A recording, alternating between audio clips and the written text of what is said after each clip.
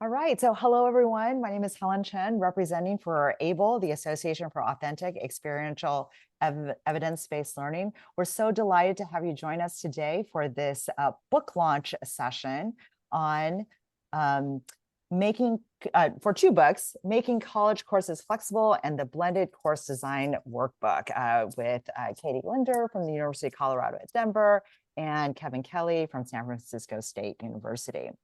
If we go to the next slide, I just want to briefly give a shout out to the fact that we are doing a drawing today for 2 copies of the Blended Course Design Workbook, as well as 2 additional copies for Making College Courses Flexible. Please feel free to introduce yourself again. I think we kind of did that already, but in the chat, and also share a question, comment, observation about today's topics.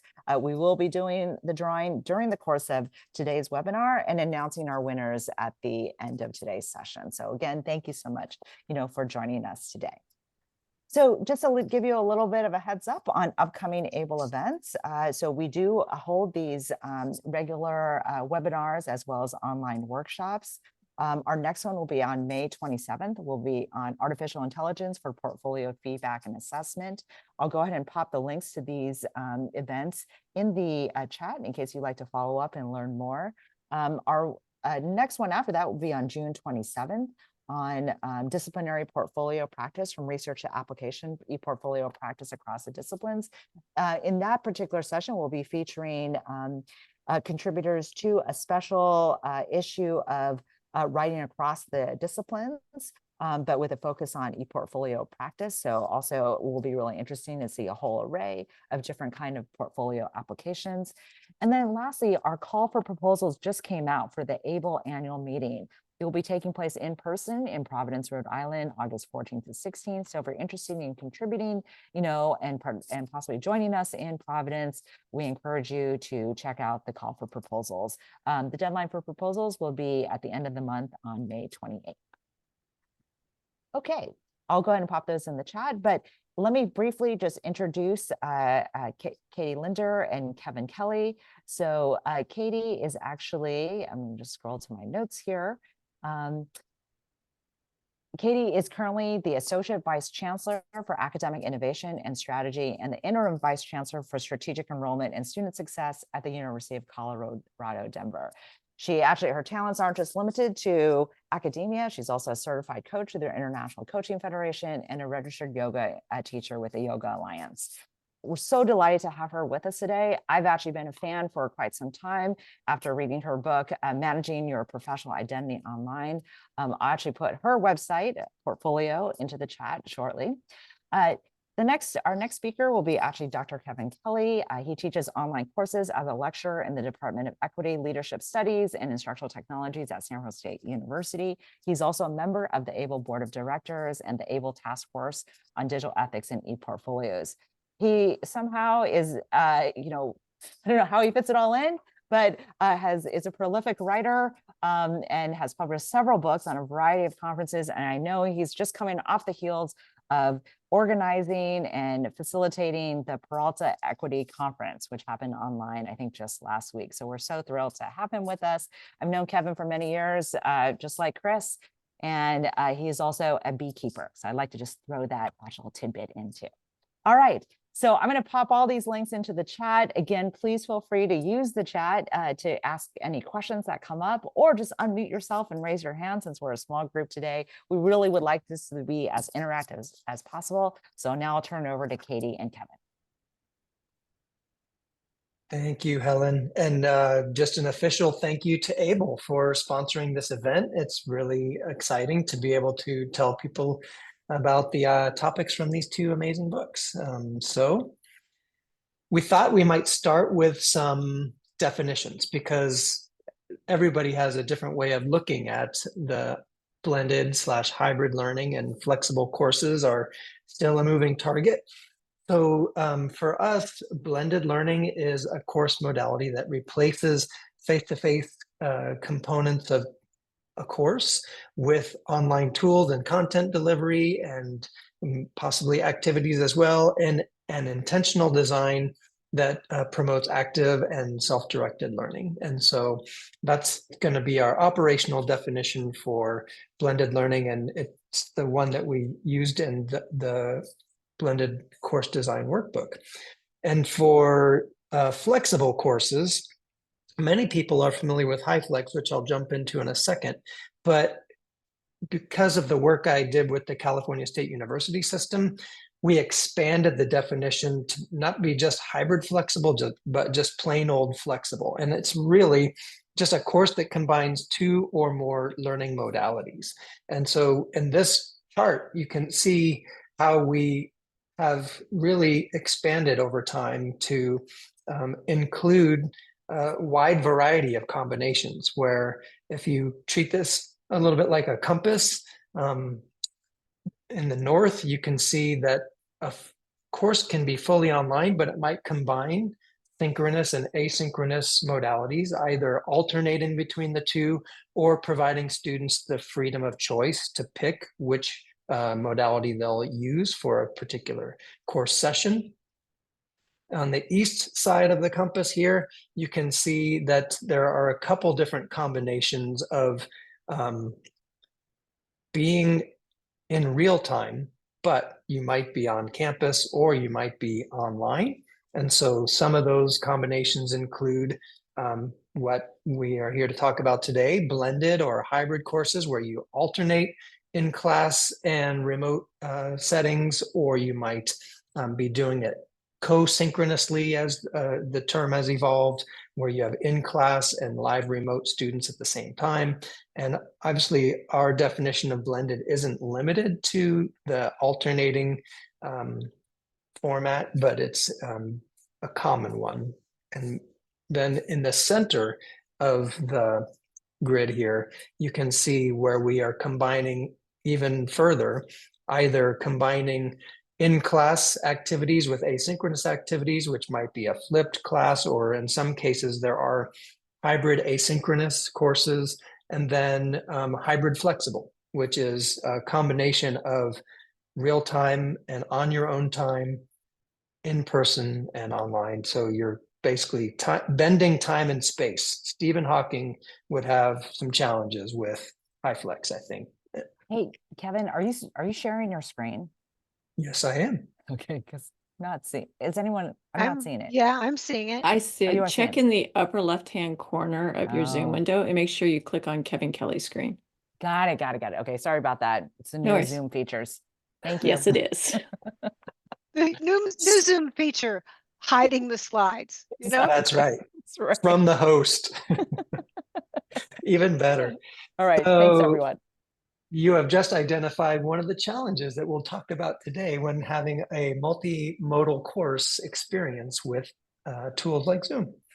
But so I did mention the word HyFlex, and for those people either here with us now or watching the recording, might have different definitions, because I know across the country, HyFlex as a term is being used pretty often, but it's not being used the same way at every institution, and sometimes not even the same way within an institution. Different people just call things HyFlex, but they might be doing something different than what my colleague at San Francisco State University, Brian Beatty, when he first came up with the concept in 2006 or 7, it was really meant to be a student-directed multimodal learning experience where the student could access the materials or participate in activities either in person in real time, what Katie and I have been calling location-based instruction, online in real time, which often people call remote, or online on their own time, which people sometimes call online or asynchronous. But those 3 different modalities fall under a set of core principles that Brian Beatty put together in his online open access book, Hybrid Flexible Course Design. And those 4 core principles are that the learners have a choice in how they participate, that they have equivalent pathways to meet the learning outcomes, that the instructor do as much as he, she, or they can to create reusable learning objects and activities and even in sets of instructions and things like that, and that it be accessible in every sense of the word, but especially for students with needs for accommodations and things like that. So those are really just some basic ideas to get us set up for our conversation. I'm going to stop sharing so that we can continue it as a group of people around a campfire. Great. Thank you so much, Kevin, for getting that started. Since we're a small group, I'll go ahead and ask the first question, but then I'm going to actually invite, maybe actually I'll let Teresa ask the first question, but let's go around and if everyone has a question, we can just sort of rotate around with the questions that you might have. So Teresa, do you want to go ahead and get us started, and feel free to unmute and ask your question live if you'd like. Okay, yeah, I'm Teresa Conifrey at Santa Clara University, and I teach mostly technical writing and first year writing in the undergraduate and graduate programs. And I don't believe that we have any flexible learning classes. And as I think about that, a question I had was, how do you assign due dates for assignments? Because normally they're a particular date, but if the course is flexible and you're taking it in your own time, do you have multiple due dates? How does that work? So I'll start, and I know Katie can chime in as well. So when we say on your own time, asynchronous students usually aren't given free rein to have like a self-paced course, because they do still need to keep up with the class as a whole. And so it's basically freeing them from being required to come to campus at a specific time so that they can possibly engage in employment or take care of their kids or other obligations that they have. In some cases, it might just be, hey, I was sick this week and I can't make it to class. And so providing them with opportunities to keep up with the rest of the class is that flexibility that every student says that they want. If you look at the surveys of students before, during, and after the pandemic, during and after, the most important thing when students are selecting a format of the course that they're registering for is flexibility, then comes cost. And then down the road, there are some other things. And so to your specific question about due dates, let's imagine for your assignments, you have, I guess, some different writing assignments or things like that. And so let's say that you have in-person students, maybe with some on Zoom at the same time, but you know that there's some students who are watching the recording. And so you might give a set of instructions like this to those students. Hey, everybody, we're going to be doing a paper and we're going to do it in stages. So the first thing I want you to do is an outline. So if you're here in class, you're going to do that outline for the next 15 minutes. If you're watching the recording, press pause, write your outline, and then press play again. And we're going to describe some of the things that we learned from the ones that were shared in class. You're welcome to share yours in this online discussion forum where every student's going to post theirs for representational purposes or to get feedback from other students. Then the next step is we're going to write a first draft from that. And that's going to be due next Tuesday for everybody, whether you're watching recording or here live in the classroom. And then you're going to have the peer review process. And then the final draft will be due the Tuesday after. And you give the date and the time. And so you basically are constructing equivalent pathways, as I mentioned that value in the slide before, that students are able to do the work on their own time, but they still have some dates that are common, so that's making it equitable for students. Like, why do they get extra time to do this work, and so on. It's really just figuring out how do they fit it in their schedule. There's 156 hours in a week, and sometimes this particular hour, I can't be in this particular place, and so we need to give them a way to learn the details of here's the course concepts that you're going to rely on to do this work. And then here's the instructions for doing it. And here's the expectations for what I want to see you produce and all those good things. So I'm going to stop there because I've talked a lot and see if Katie has anything she wants to add. I would just add one quick thing. I think that's a really helpful explanation. One of the pieces that Kevin and I did add into the second edition of the blended workbook manuscript was a section on alternative grading. And so there are alternative grading, philosophies that would allow for students to have different due dates. And I think especially about like ungrading and some of the philosophies around like really creating very personalized like learning pathways for students within a class. I will say that's not tied to modality. So we're just kind of putting in information in the book to say, these things are out there now, and we kind of cite some of the most recent, books and materials that are talking about those alternative grading strategies. And some of them, I would say, come with due dates that are more flexible and some don't. So I would just add that in as an option if you're interested in that and you're trying to think about what that could look like for your class. It's not always tied to the modality, but it is tied to some of those alternative assessment methodologies.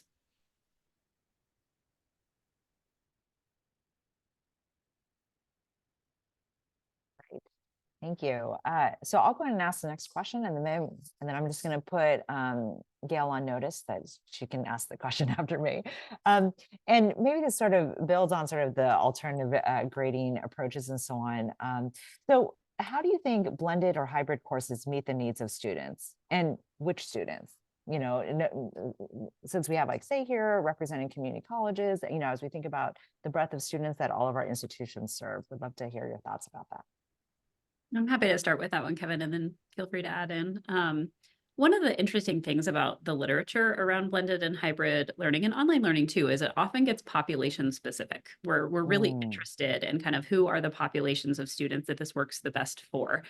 And when this book was first published, 10-ish years ago, we didn't know very much about that. It was really early days. We knew that there was some good efficacy research on blended and that it worked. We knew that it was roughly equivalent in terms of learning objectives, but we didn't have a lot in terms of population. And there were a lot of questions about things like first-year students and if this could be challenging for them, to do this kind of learning.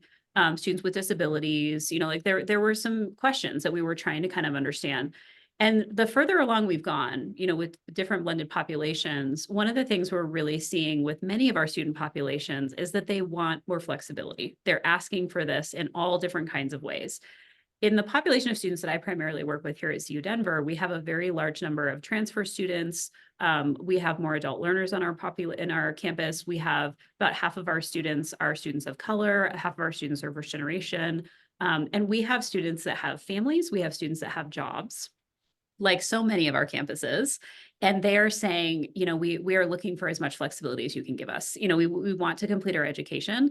We want to meet our educational goals. And we also have all of these other responsibilities and obligations that we're trying to balance as we're doing it. So as we've gotten more and more into kind of like trying out blended and hybrid approaches, what we've really found is it frees up a lot of time for our students, as Kevin was saying, because they get to kind of choose where they are, based on the modalities that they're picking. And then I'll just add as a side note, it frees up time for faculty as well and instructors. And I think that they have also really enjoyed that flexibility. That's, anecdotal and feedback we're seeing in the research also. So it's interesting that I feel like there's been a little bit of a shift away from trying to identify like very specific populations of students, but kind of recognizing, almost like we've done with universal design for learning, when we kind of understand that it helps everybody to start to put these kinds of principles into the classroom. With hybrid and blended, we have a little bit of that too, because that flexibility is helping really across all of these different populations. I know Kevin is also super deep in the research on, many of these things, and I'm curious what you might add, Kevin. So I would add that in addition to the demand for flexibility, there are a certain percentage of students who want to have physical interactions with their classmates and instructors. And if, again, you look at the survey data and students really need a sense of community. We are social beings. We need to learn in community. So the fact that blended courses either require students to be together in person for a certain percentage of the class, or give them the option, if it's more flexible and students get to choose how they participate, that they can say, hey, I can get to the classroom today and I want to be there because I have some questions for the instructor. I want to connect with my students. I want to create a study group. And Discord, nobody's taking up my invitation in the cafe and my online course setting to join me there. So I'm going to just go to class and get what I need. So that I think helps meet a certain percentage of student needs. I think there's also a tangent to this question, which is how do we help students be successful when they say they need something like flexibility? Because they will demand it, but then I always joke, and in my book, I might have even made the quote, like it's the Spider-Man, right? With great power comes great responsibility. So I changed it to with greater flexibility comes greater responsibility for the student. They have to own that they are going to be in charge of their learning. They're going to have some agency and autonomy, but we have to give them the tools.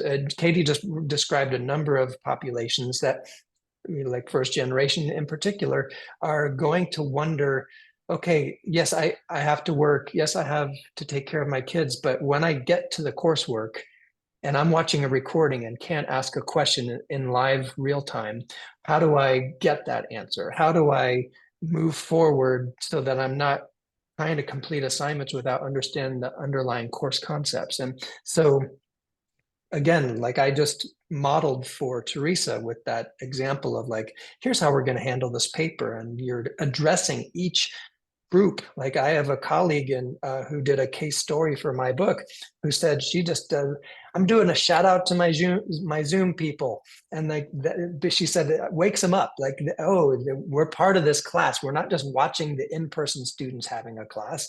We're here and we're being called on to be interactive and all these things. So thinking about ways that we can light up the runway for students no matter what participation pathway they pick or are required to follow, because some blended courses are more traditional where we're in the class on Tuesday, we're online on Thursday, and this is the way it's going to be the entire term. And so no matter what it is, we still have to let them know before we get to class together, this is what you need to have done. Or before, for your time, you need to book time on your Thursday calendar to make sure you're doing the online components of this work, or, so that people don't forget, because it's easy to book when you have to be somewhere at a specific time, but it's less easy to fit in, oh, it's Sunday night and I forgot to do that assignment. But if you tell them, hey, set time aside for this and give them those strategies up front, then they have a greater chance at being successful. And I would add one more population that we haven't said yet, which is our neurodivergent students, and students that really may be challenged with organizational components of hybrid. And I would put online into this bucket as well. When we start to ask students to do things in a more asynchronous way, they do have to have some organizational skills that, depending on the background of the student, if they are first generation, even if they're just a first year college student of traditional age, they may struggle with those things. But we definitely see these issues with folks who may have attention challenges and some organizational challenges as well. So I just want to mention that too, because I think, again, Universal Design for Learning can help with a lot of these things if we're being really explicit about how a course is organized and why and what students need to do when. It can help a lot of students that might otherwise be challenged with some of these organizational components. Can I add a couple points to the discussion? So I do HyFlex teaching, have been teaching HyFlex for a couple of years now. And there's a couple things that if you're interested in it, that I would recommend. Study yourself watch yourself, notice what you do as a teacher. You got this opportunity to see what's doing. For example, when I, in my classroom, I use a Mac computer, the camera's here. I'm often doing this. I'm talking to the rest of the class doing this, which is not the best view. So you have to put like a little smiley face where the camera is to remind you to look at the, the online students and check them out. Also, it's also a very good idea. And then also I do know that my students, some of my students, not everybody, of course, like to go back and review the information. Even though they sat live in class, they love having that information and go back and just review, wait, what did she say about that, among other things. And I wouldn't say that I teach HyFlex, I teach low flex because I don't have the proper equipment for HyFlex, but getting the right equipment really helps. But when I very first started, I used an earbud and Zoom. and I, had my phone logged in so that way I could walk around the classroom. This is before using the video. And if you do that, keep in mind that there's a half-second delay between what is said in the classroom and what is said outside.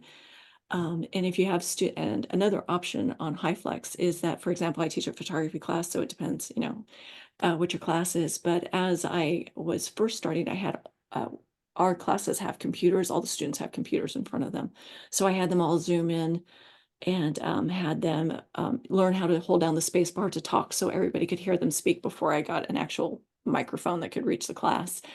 And one of the things I noticed is, of course, I'm sharing my screen on my computer, which is on the projector in the classroom. But I noticed none of the students were looking at the projector. And I was like, why is everybody looking at their computer? So I'm just talking and I'm walking backwards. And everybody's looking at what's on the screen because they're in Zoom. And so they're seeing the image bigger because it's closer. So there are these benefits also to HyFlex. And I just kind of want to chuck that in there. So.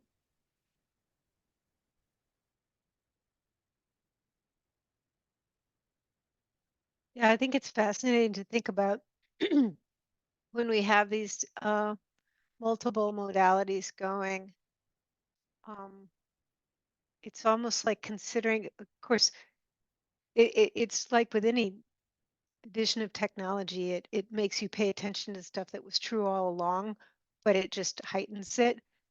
So this idea of how do we look, how is it looking from the learner's perspective? Face-to-face class, that would matter anyway, but now, and I think people often do, like when we first started doing it, we put an X in tape on the carpet because people were coming and were walking around and saying it was really a really important point. And of course, anybody who was online was like, okay. And they were having this meaningful, close conversation with the people in the room. And so I think this idea of sort of this vantage point. Northeastern, we now have 15 campuses in 3 countries. So it's pretty crazy, and we're with our some of our campuses, we're really leaning into what they are calling live cast, which means that the person who is the ultimate expert in blah is located in North Carolina, and they're doing a class that is available to people in 3 or 4 other campuses, and they have somebody go sit in the classroom with them. So, and some of this really, first off, it helps have, if you have one faculty member who has a specific thing, be able to reach more students. But a lot of times it's kind of there's a legal piece to it because international students and their visas are often tied to them being in on-ground classes. And so it's a way of having them come into a classroom, and so it's not violating their visa. So I guess kind of that would be a population we haven't talked about yet is when you've got a class that is predominantly international. Often, like the predominant population in the class will be from a given country, which is got its own kind of cultural norms for teaching and learning. Any advice to people if they're teaching in those kinds of contexts using these kind of flexible formats? End of question.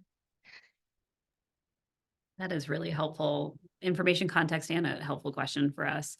We're actually having some conversations on our campus right now about modality definitions because of this very reason, both for our international students and our veteran students who also have similar kind of compliance needs in terms of the kinds of modalities that they're engaging in. And who knows if that will ever go away. I mean, I think that as these things become more normalized, we may see shifts. And I know different countries have different guidelines around this too. And so it's very flexible in terms of what we may be having to kind of work with.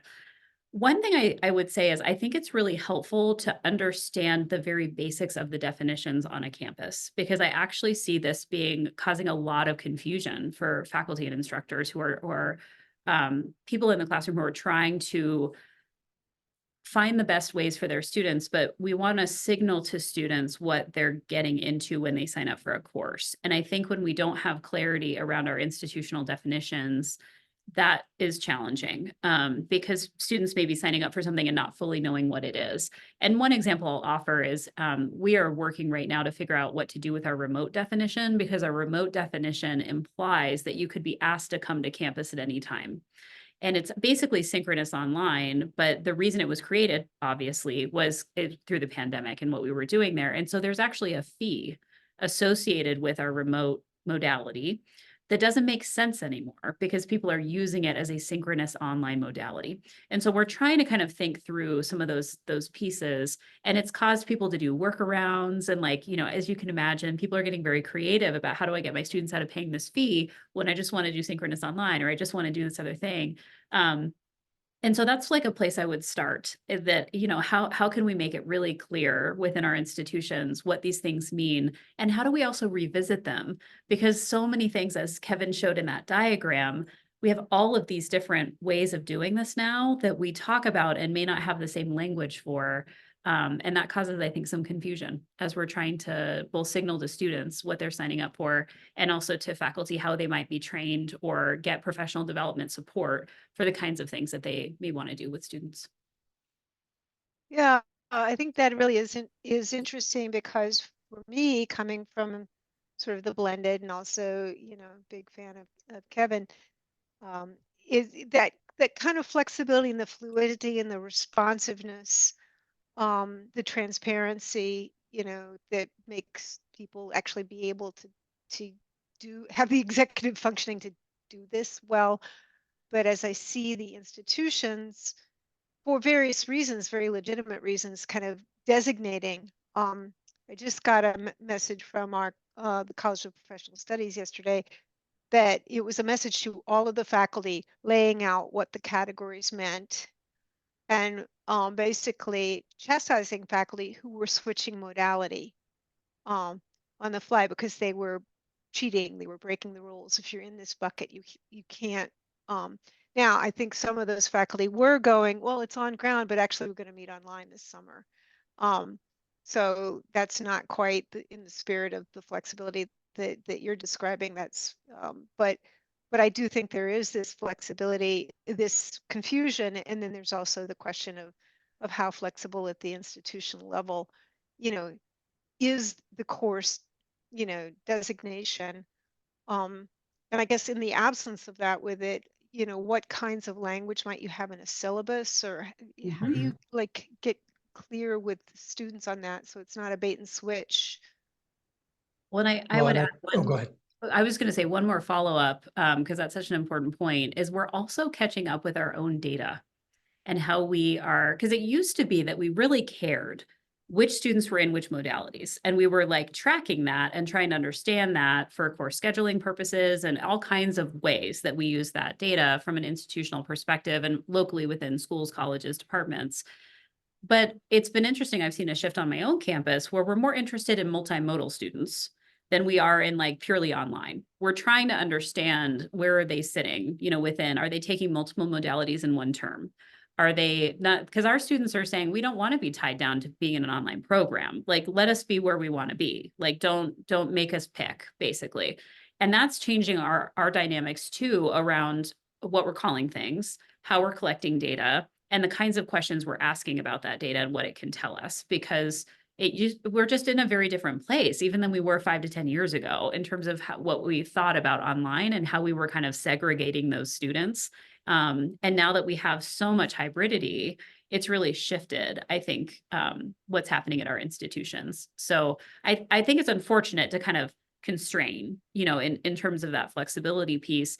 But I wonder sometimes if it's tied to fees, if it's tied to data, if it's tied to these things that maybe are a little bit you know, like outmoded at this point, because we're thinking about these things differently, but our processes and our systems haven't quite caught up yet. And it's causing this kind of crackdown of like, oh, we have to do it this way, when we can ask like, why were we doing that? And how can we kind of get to the root of some of these things as we're moving forward? So I put in the chat, there's a group led by Quality Matters and some others that put together this annual report, the Changing Landscape of Online Education, or CLOE report. And but they have in the last 2 reports been increasing the number of questions they ask about flexibility, multimodal courses and things like that, because it, as Katie mentioned, it's becoming a more significant reality. And so some of the points that both Katie and Gail made, one, we need to let students know what's entailed, because a definition on a page that they may never visit, these are the formats we have. If you see this in the class schedule, this is what it means. But as Gail mentions, every instructor should be required to say, and this is how it's going to play out in our class. And this is what level of choice you have versus when you must come to campus and all these things, because they don't know and often are confused. And it leads to, in some cases, those unclear rationales or unclear definitions that Katie was talking about. If you don't revisit those on a regular basis, you get to what Gail was talking about. In my book, I call it flexible off-road or high flex underground. These instructors who take it upon themselves to say, well, I'm going to give you some flexibility because my campus is not, whether it's to get out of a fee or just to make it possible for you to complete your course of instruction, your degree pathway, your certificate pathway, whatever level you're teaching, so that because they don't see the need for creating barriers for students. And so they will create these spaces where students can be more flexible, but it creates additional challenges, especially if accreditation teams want to see, well, if it's online, what percentage is it? What supports are being used to make sure students don't have to come to campus to get services? There's questions that a lot of instructors don't think about when they just want to say, I want to do the right thing. And so it is complex, but it is part of where we are right now in higher ed, is kind of adjusting, and we're going to need to continue to adjust as enrollment patterns change and students demand flexibility. Helen brought up the fact that COVID could come back at any day now. So we may need to have some instructional continuity, as they called it back in 2019, 2021. And so all of these things mean that we're going to have to be more flexible. To Chris's point, advising colleges and universities about how they're using their space in ways that meet the students' needs. That is, just one last story. One of the first iterations of, wasn't quite high flex. It was something different, but we had an instructor for marketing who had a class in the local movie theater, because it was so big, it exceeded the capacity of any of our classrooms. It was the theater right next to campus, so it was easy to walk to. But the contract for that class broke down, so he wasn't able to use that theater anymore, and only had like a week and a half to 2 weeks to figure out what to do.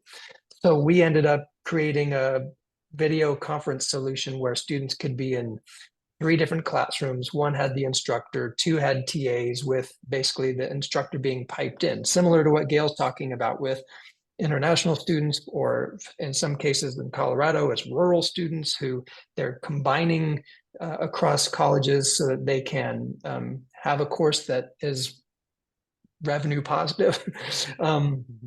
But over time, he realized that if we create a recording that students can watch, then they can not only go to one of these other classrooms, but they could watch it asynchronously and still keep up with the coursework. And so this class grew to serve over 1,000 students per semester, but ended up being placed physically in a room that only seats 200 students, because we looked at the metrics, and that's how many people at any given time would want to come to class, even though it was a different 200 every week.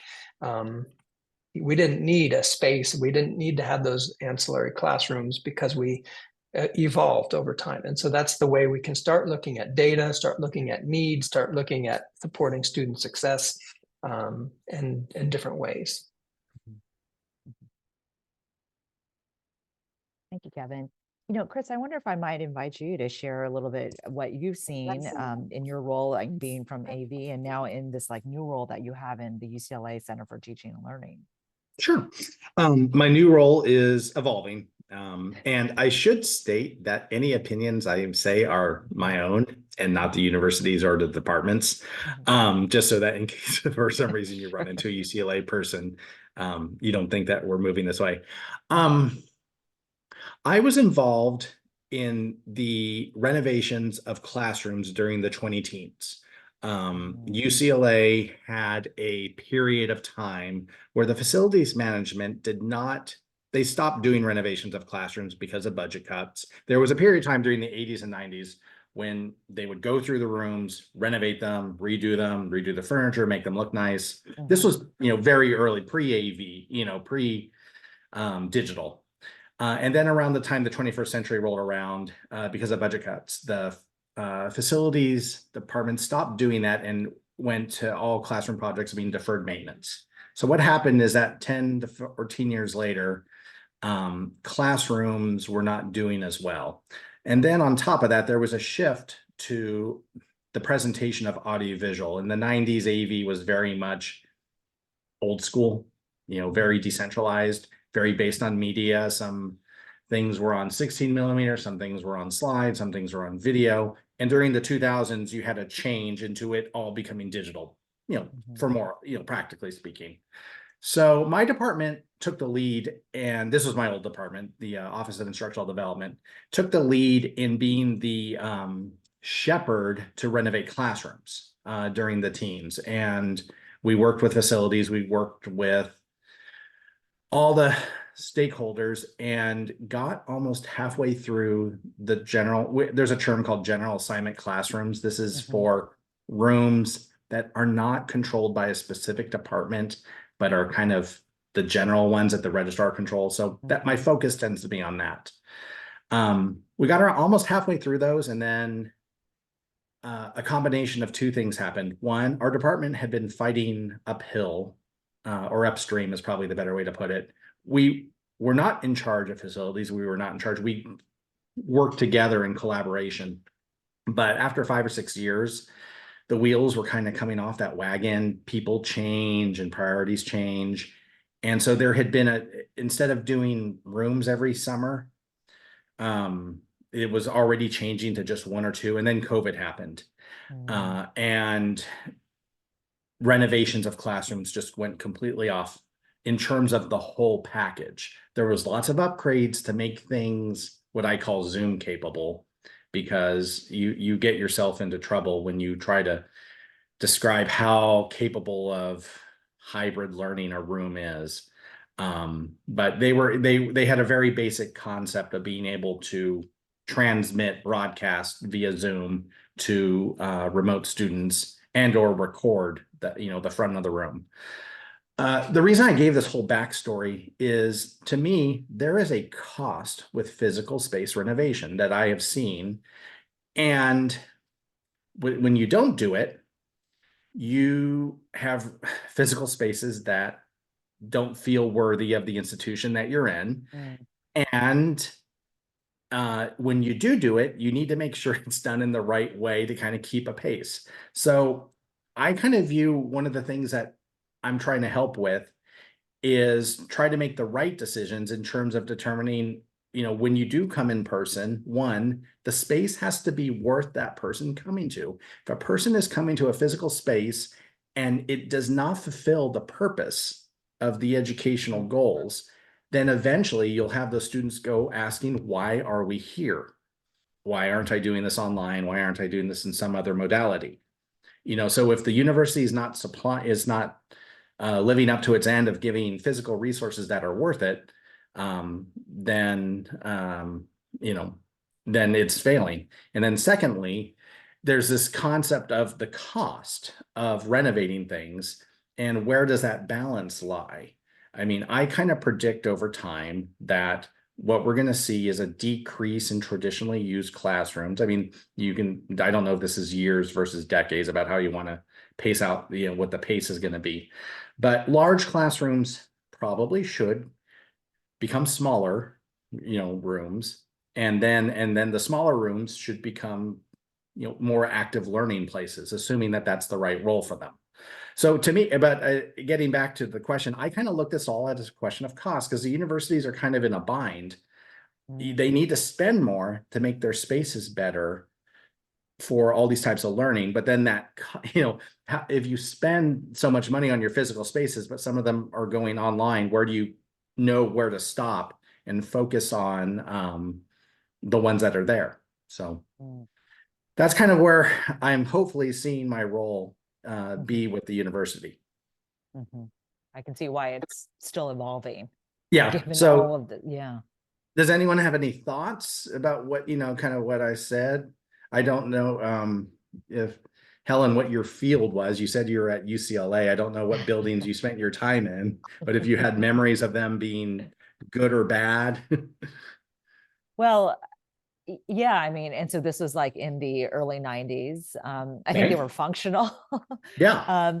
But I think, you know, I actually did spend some time in our registrar's office, not so much doing learning space design, although I have colleagues who are certainly in that realm. And the idea that, is it worth coming to? I'm going to make all the effort to come to campus, to park, to do all these things and so on. Like, you know, do I really want to be there? And I think many institutions are kind of struggling with that. Katie, I saw that you had mentioned the classroom tech audit. So yeah, I would love to turn over to Katie and Kevin to kind of what you're seeing in terms of this, you know, that connection between the physical spaces and these sort of multimodal modalities, you know, virtual spaces or whatever you want to call them. Yeah, Chris, these comments are so helpful to be thinking about, you know, from an institutional perspective, what is the strategy to move forward? I will say the big piece we've been really trying to integrate into our campus audit strategy for classrooms is faculty voice. Because the disciplines are pretty different in terms of what they're hoping to do. And we have some faculty that are like, nope, nope, nope, not interested, you know, in kind of doing some of these high flex pieces. We've got other faculty who are like, yes, like I need, you know, this kind of classroom, and I have very specific ideas about like what that's going to look like. And so we do have a multi-phase process to really collect that information and try to understand, you know, what is the true need. Because there's also a difference between, I came from an institution several years ago that was very space constrained. We were on Beacon Hill in Boston, and we could not add buildings. And so there was a hybrid strategy really tied to that was very, top down is not the right language, I would say, but it was very much about part of the institutional strategy of how can we serve more learners. We need to figure out how hybridity could help us with that, or how online could help us with that, because we can expand. And so I think that there's a way to meet in the middle where we kind of understand what is the institutional level strategy around some of these pieces that have to do with space and the budget, you know, as we are seeing some comments in the chat, because some of these rooms can be pretty pricey. And then also, what is the need of the students and the faculty need and kind of expressed interest in working with some of these technologies? And there's kind of a space in the middle where there's a lot of conversation and dialogue that can be really fruitful as we're thinking about kind of the approaches that each of these different groups might, you know, bring to the table. So I appreciate your comments. I think it's helpful to think about it from all those different, you know, spaces and voices.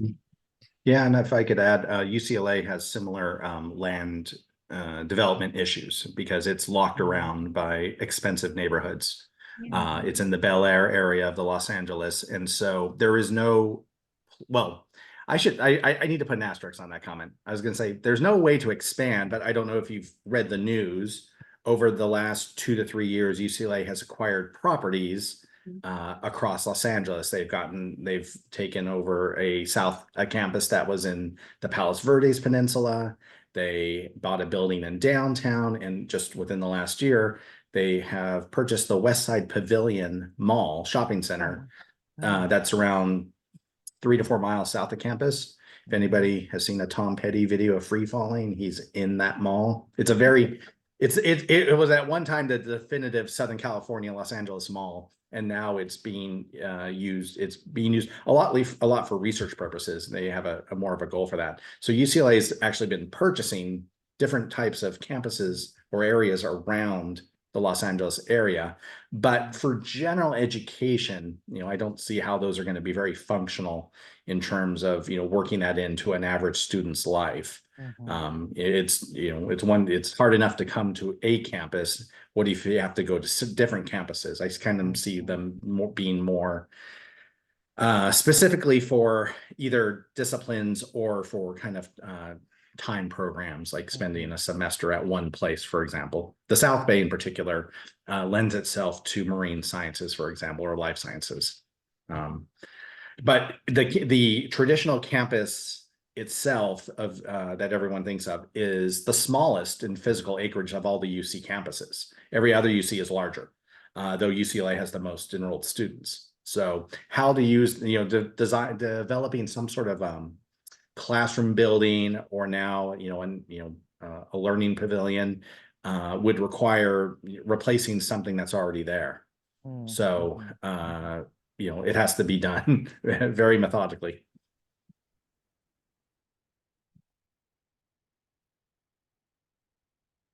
So I know we're nearing the top of the hour. Katie and Kevin, any sort of parting thoughts as we sort of close up for today?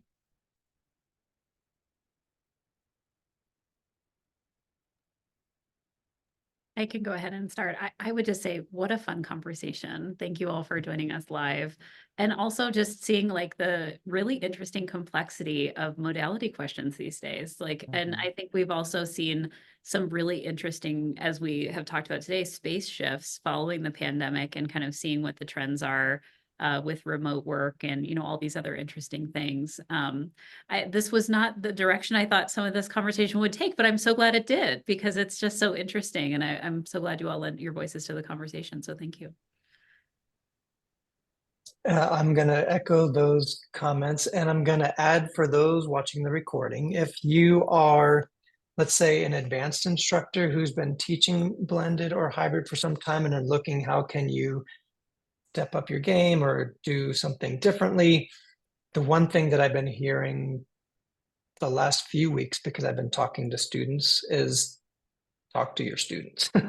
That would be my one tip. And, there are ways that you can engage them, whether it be surveying them to find out what their needs are, what their learning conditions are. You can engage them in the instructional enterprise as a group with things like student-generated test questions or student-generated rubric criteria that give them a sense of ownership and connectedness to how they're being evaluated. And then we identified someone, Allison Cook-Sather, who's done a ton of work about engaging students as partners in the teaching and learning process. And we can put some links and resources in the show notes. But if I were to say like one piece of advice for anyone getting started, is talk to your students and talk to your colleagues who are teaching in these ways, because doing this in isolation is hard.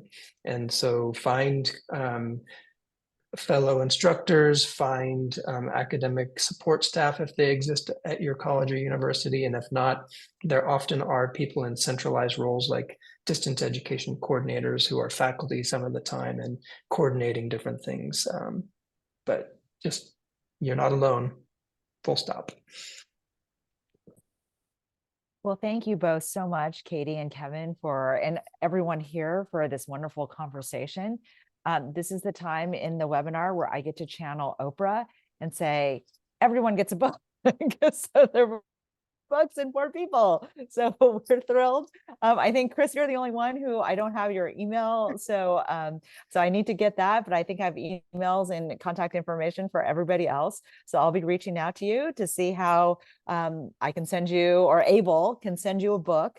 One of Katie and Kevin's books, one of the two, and everything. And really appreciate you taking the time out of your midday or so Gail will be later in the afternoon to join us today. Thank you so much. And of course, Katie and Kevin's contact information is in the chat.